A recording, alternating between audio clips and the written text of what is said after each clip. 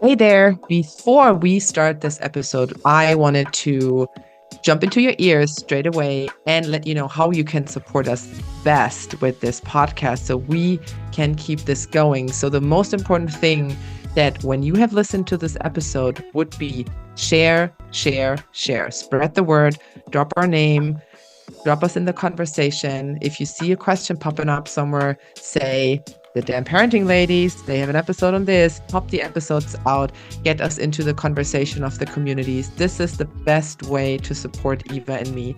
And give us a like on Spotify, give us a follow, jump over to Instagram, Damn Parenting Podcast. Make sure that you spread the word about what you like, why you like the episodes, and that you spread the knowledge that we are putting out there so it can be heard and received by everyone who needs to hear this. And this is what I just wanted to drop with you before now you can enjoy them chat or an expert episode. So let's see what's going to be on. Hi, and welcome back to another episode of Damn Parenting, your English-speaking parenting podcast from the Netherlands. As always, we are your hosts, Eva and Maren. Today, we are going to be talking about Project Fearless. So, our kids will be starting school actually just this year. Obviously, once you get your school, then it's straight into, okay, what BSO are you going to get? What one's available? You know, this is about where our kids are going to be able to go and play and continue socializing. But BSO is only until 12. And I believe most kids kind of get bored probably at the age of 10 or something. I'm not even sure, but that's what I've heard. I kind of got stuck in this rabbit hole. Again, my daughter has not started school, and I'm now down in this rabbit hole of what's going to happen at that point in time. But this is also for everyone who has older kids, because you know that we usually cover pregnancy and baby. And then because we are in the midst of toddlerhood, this is the topics. But we thought, well, there is also a couple people who have older kids and who then are faced with the question, okay, now BSO and now what? Because this is also something that is available here in Amsterdam and I believe in Rotterdam. But Eva, you know a little bit more about the Project Fearless. Well, so my thing was I got stuck in this rabbit hole and I started looking at research, of course. So in 2018, there was this longitudinal study in Finland about analyzing social leisure activities during adolescence. And there was one which focused on 15 and 16-year-olds and how it actually relates to mental disorders later on in life from 16 to 33. Now, this was based in Finland, but it showed that high social activity is linked to lower incidences of anxiety, substance use disorders, and any other psychiatric disorders. And so conversely, low social activity is actually associated with these. So these findings kind of highlight the importance of promoting community-based social activities for youth, for prevalent for the mental disorder sides, which is depression, which is anxiety, it kind of spirals. Other research in the UK also showed that nearly half of teenage girls who once considered themselves sporty disengaged from sport following primary school. I think it's like 70% felt they were being judged by others. 60% felt the lack of confidence. There was also pressures of schoolwork, even not feeling safe. With International Youth Day coming up on Monday, the 12th of August, which is about celebrating and recognizing the efforts of the world's youth and enhancing our global society. Today, we welcome Sara from Project Fearless, which is a stick team which started in 2019, which empowers girls from 9 to 14 in Amsterdam and Rotterdam to get hands-on, break stereotypes, find their voice, and create a lasting impact. And it's a community, and we at Damn Parenting know damn well how important community is for raising our families, especially as we are international families. So that's a mouthful, but hi, Sara. Hi. Thanks for coming on. Thank you. Of course. I loved hearing your research, and I was like, yeah, we're hitting this spot here. It's so important. And as we were talking about before we started this interview, it's like, I just wish I had this, because teenage years, and especially females' teenage years, is you're kind of lost. And it's like, well, what do we do? And males are more supported. Like, it's like, oh, they're playing their computer games or they're skateboarding. There's more acceptance for those. Whereas for females, it's like, more twee thoughts, I guess. Can you tell us about Project Fearless and how it got started? Yes, of course. So I jumped in about 3 years ago. So it got started 2 years before I joined by Meredith Miller. He's from the US, moved here, corporate work at Under Armour. Was really good at what he was doing, like innovative design, but at some point realized that he wanted to make more impact. So he started looking into like all these different initiatives, mostly women focused. He was like really keen on like trying to do something for women. That was her goal. He started going to all these talks, learning about like fear of failure, about extroverted leadership, introverted leadership, all these super important topics and constantly thinking, I wish I would have known this when I was a kid. Like when I kind of lost that confidence, or when I stopped practicing braveness, when I stopped getting outside of my comfort zone to grow. And you also realize like there's so little happening for girls, especially entering puberty and in puberty. So that's why she started Project Fearless, to create a safe space for girls to try things out. Very low threshold. It's not about competing. It's not about being the best, because girls feel that way too often already in their normal day-to-day and school life. It's about just a place where they can get together, try new things, are encouraged to step outside of their comfort zone, but like in small groups. So it leaves space for the individual as well. This has grown from like something super small into quite big now. We have, I think, 12 to 13 courses running in Amsterdam only. We just expanded to Rotterdam. We are growing our team. We're growing our 9 to 14-year-olds is now 9 to 18 years old.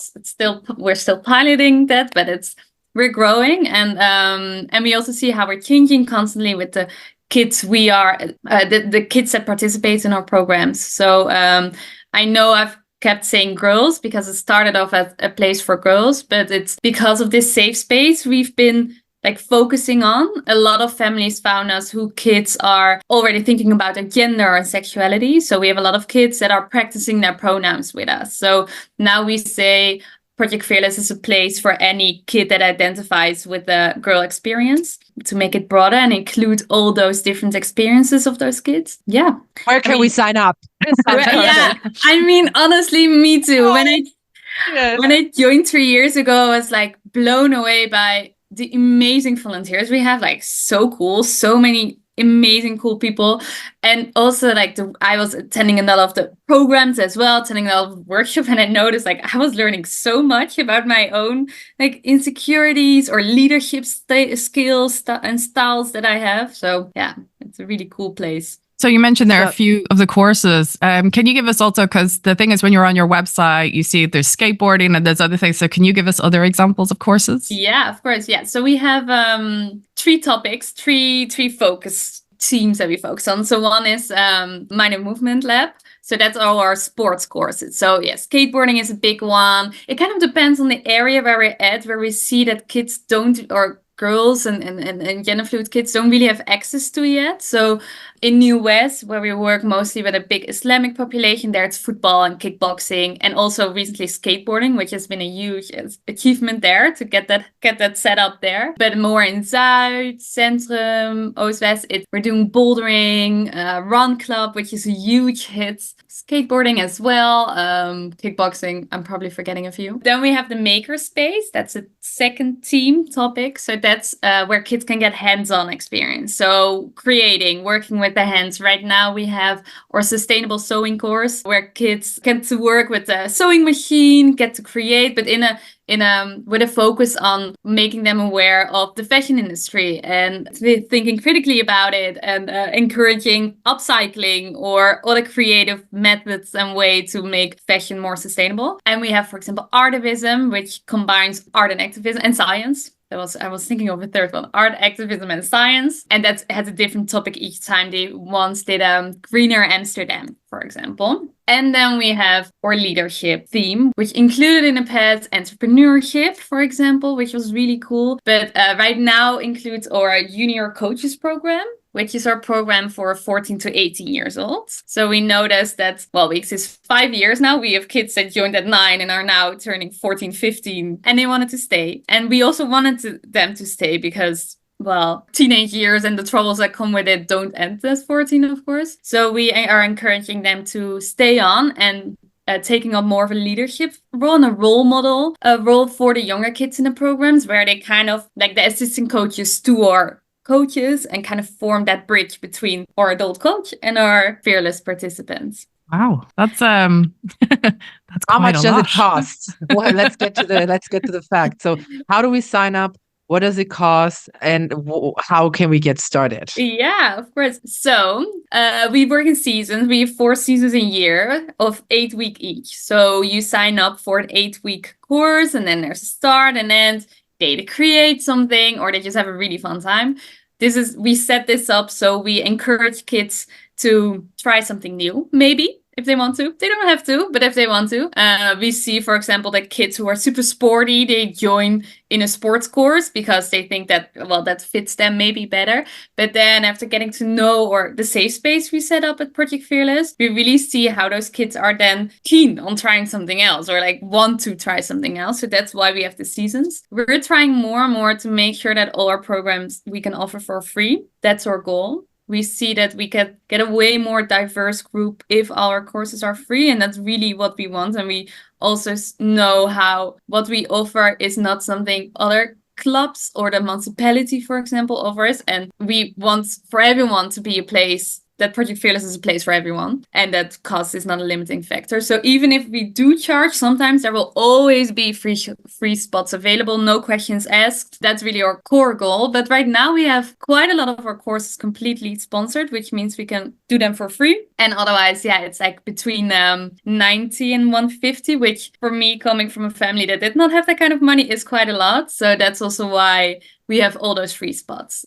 So you're talking about some of the places are sponsored. Can you give us an idea? Because immediately that comes to my head. You're talking about the municipality not offering these. So I'm thinking, please, are they sponsoring?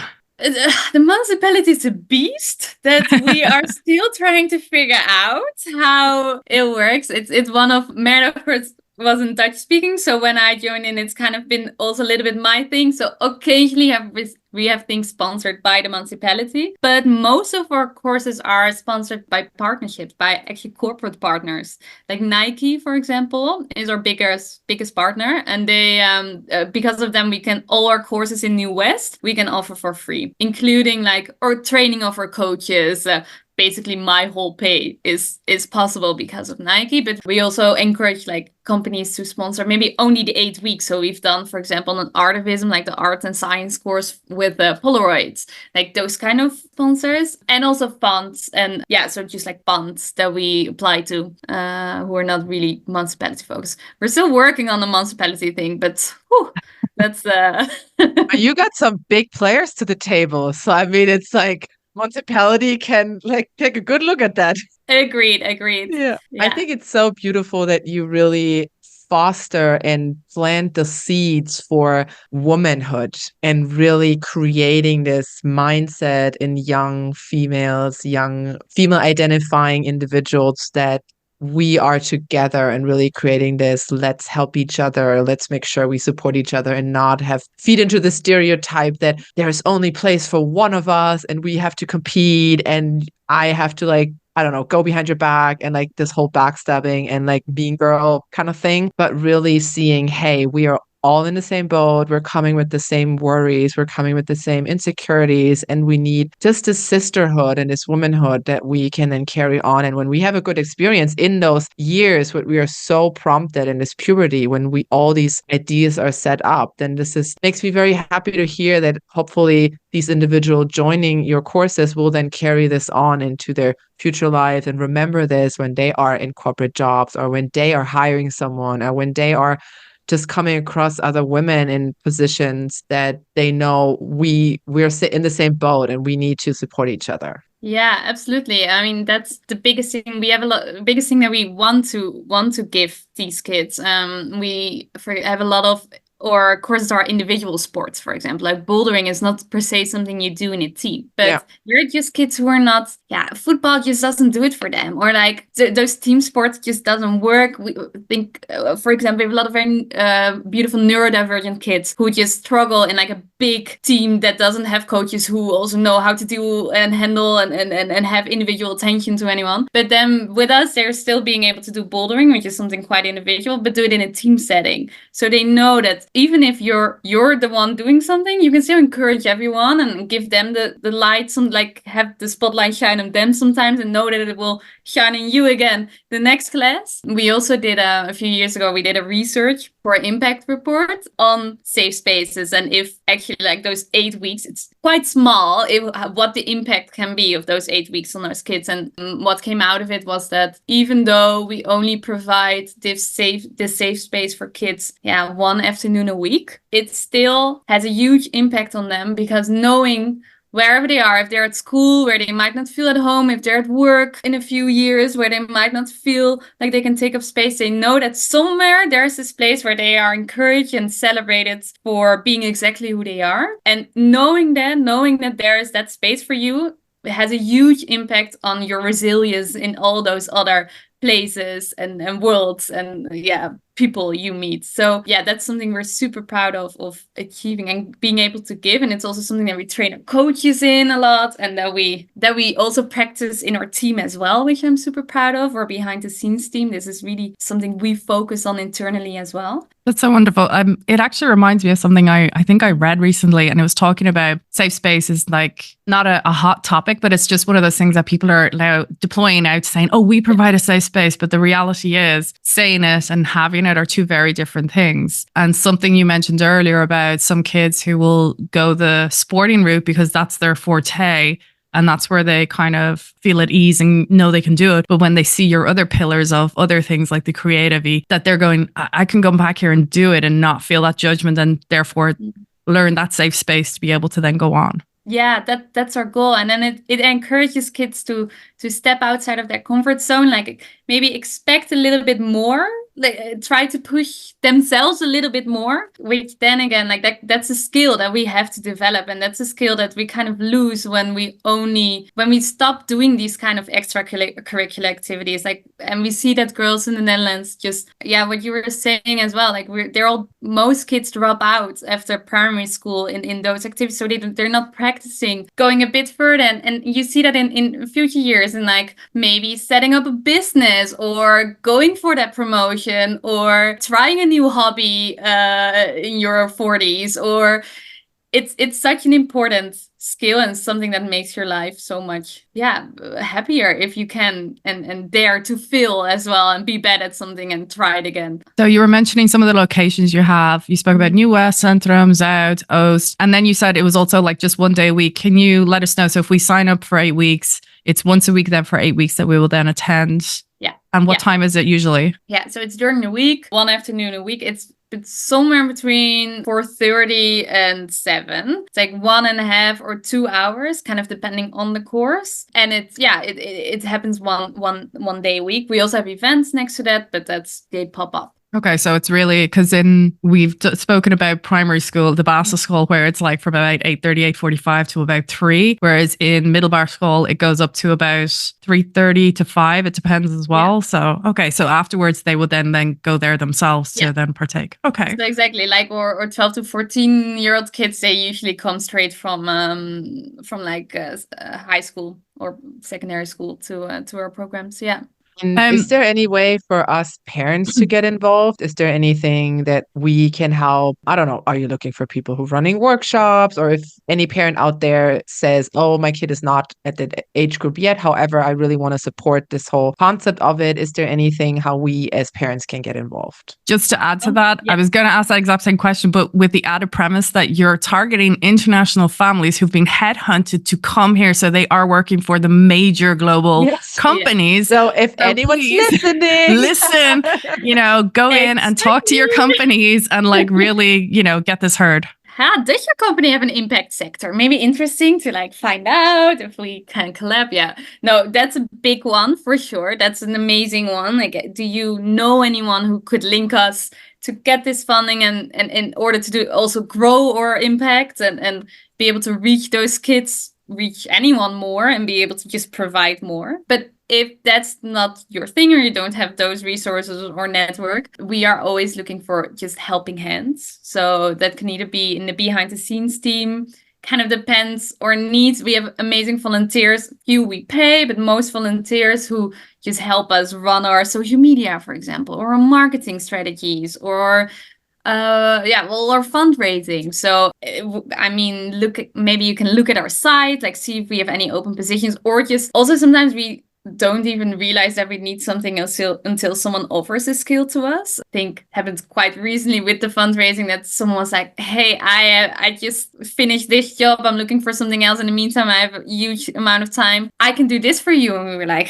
we never knew we needed this, but yes, please do this for us. And if that's not your thing and you really want to, you have a bit of time, an 8-week commitment after school kind of time, you can come coach maybe. So we encourage, I think our strength is that we are not a competitive kickboxers, for example. So we are always looking for enthusiasts in a sport or in a creative activity. So you don't have to be perfect. You don't need coaching experience. We provide it for you. We provide you with our methodology, training days, help, like onboarding time.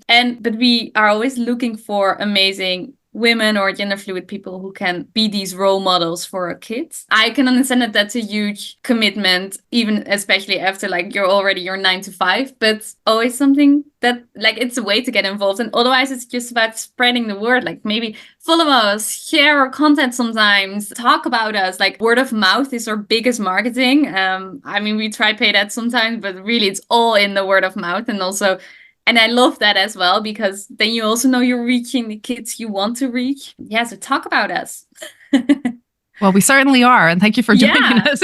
It really was for us to have you because, as I said, our kids are quite small, but our audience also has a lot older kids. And this is also something for our future that we hope our girls will be able to go and join because, again, like I think we've all just said, this is something we wish we could have had at that age group as well, because it's such a like it's such an important moment in our lives. And as myself and Maren have had on previous episodes talking about transitioning into teenagehoods, that hormonal shift, I mean, like your whole body and mind is out of chaos. So having a stable physical location with people there and in a safe space, it's like such a paramount experience that you guys are providing. So thank you for that. Yeah, of course. I'm so happy to be part of this as well. It's giving me so much, and it's also giving me this feeling of, oh, I wish I had this, and now I'm happy that I can maybe help others have this and have it a little bit for myself as well, even if it's way later than in my teen years. Yeah. Well, everyone that's listening, as we said, if you are in a giant company or a small company, if you want to get involved, do check out Project Fearless. You'll find details in the show notes. It'll also be on Instagram as well. So please check them out. If you are not, why don't you volunteer? I mean, maybe your kids are going to go to the camp, and why don't you just